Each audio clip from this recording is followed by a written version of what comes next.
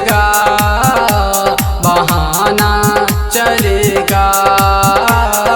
राखी के दिन ना कोई बहाना चलेगा, बहाना चलेगा। मेरी दुलारी बहना तुमको आना पड़ेगा।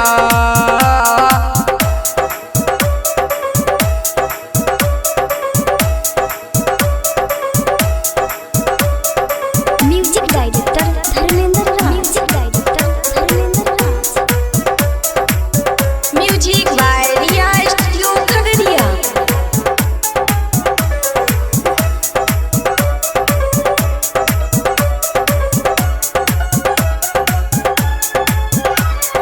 राखी के दिन बहना है तुमको ये हाना, मेरे सामने कोई भी चलेगा ना बहाना। मेरे सामने कोई भी चलेगा ना बहाना, चलेगा ना बहाना। विश्वास का है ये डोरी से बचाना पड़ेगा। विश्वास का है ये डोरी से बचाना पड़ेगा। राखी के दिन ना कोई बहाना चलेगा, बहाना चलेगा। राखी के दिन ना कोई बहाना चलेगा, बहाना चलेगा। मेरी दुलारी बहना तुमको आना पड़ेगा।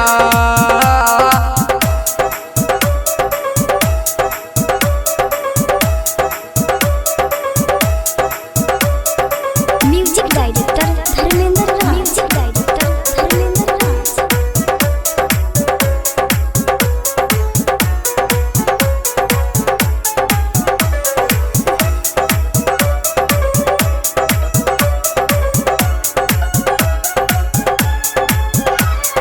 दुनिया में सबसे प्यारी बहना है तू हमारी।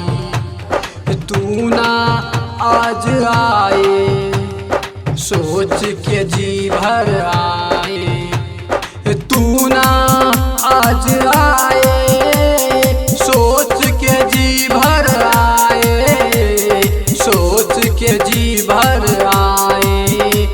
रूठे जो भी सल भैया सोनी मनाना पड़ेगा। रूठे जो लक्ष्मण भैया सोनी मनाना पड़ेगा। राखी के दिन ना कोई बहाना चलेगा, बहाना चलेगा। राखी के दिन ना कोई बहाना चलेगा, बहाना चलेगा।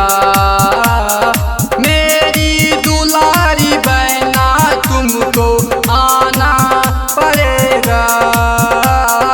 Recording by Riya studio Khagaria Bhadas.